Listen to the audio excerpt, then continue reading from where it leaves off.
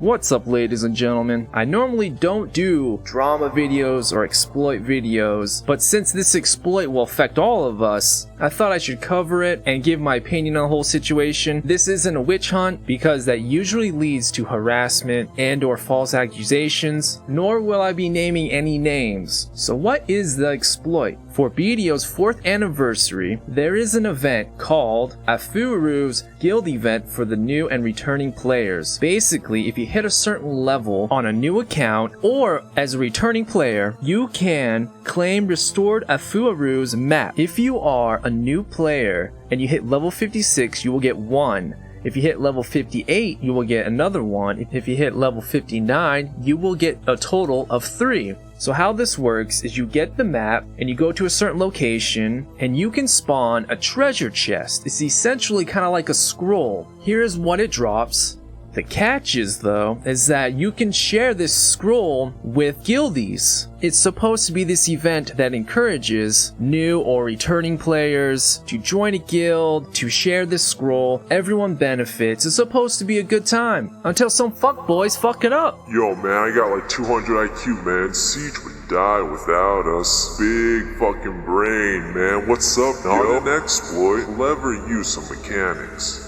So let's go over how it was abused, and just a disclaimer, I will not be describing it in full for obvious reasons. On February 27th, there was an event for free Game Pass. So essentially, you can make a new account and as many as you want for a time period of 5 days. And this is key because on March 3rd, the Afuaru's map event would start, which means these events potentially crossed over, or they read foreign patch notes and they could see the potential to abuse free accounts for the Afuaru's event. This allowed certain guilds to create a lot of free accounts. They would then power level characters on these new accounts up to level 57 to 59 to get the Afuaru's map. Once they acquired the map, they would pass it on in a certain way, I won't say how, thus accumulating a bunch of Afuaru maps, and I'm talking hundreds. They would then proceed to do all these Afuaru maps at once as a whole guild,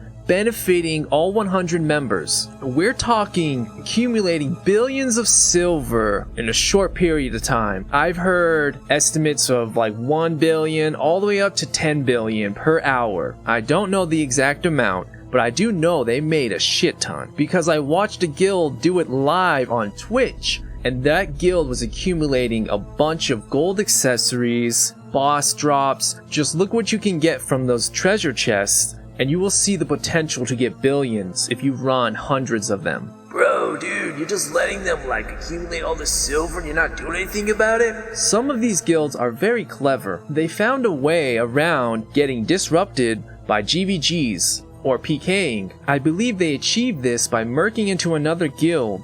So one guild would have 99 members go on vacation, and then another guild would have 99 members join as mercs. And I believe this is how it worked. They would run the chest during node wars. So those guilds that were not in the node war could not attack them, aka could not stop them. I might be wrong on that. I do know they were merking though. I also believe they did this during bosses because you cannot PvP during bosses. I think it's very clear that this event was abused, and if you get on Reddit or Twitch, you're hearing about it right now. Are you a mapper, bro? Huh? You mapping, bro? Huh? Obviously, the community is upset, I'm upset, and I highly suggest that these people be punished. But there's a problem. In our pursuit to understand what happened, we must acknowledge the fact that this exploit has already happened. Drumroll, please.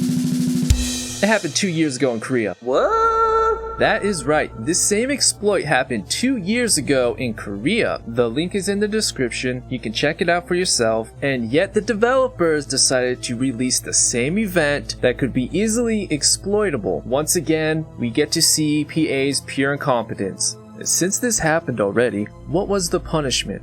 The abusers of this event in Korea got a 30-day ban and lost 300% of the value they got from abusing this event. From my understanding is they basically put their marketplace into debt. Reoccurring offenders got a permanent ban. So I think it would be justified to give the abusers of North America the exact same punishment.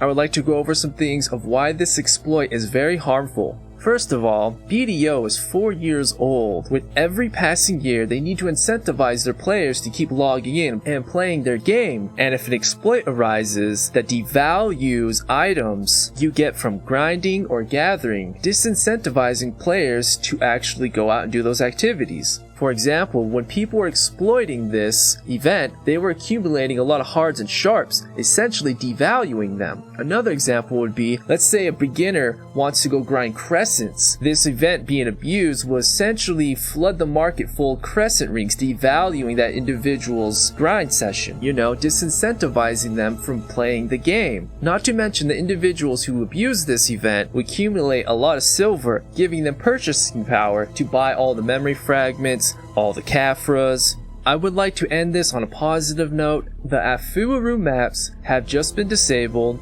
which is good news, and the dev teams have said they will be investigating, so... Enjoy the band, motherfucker!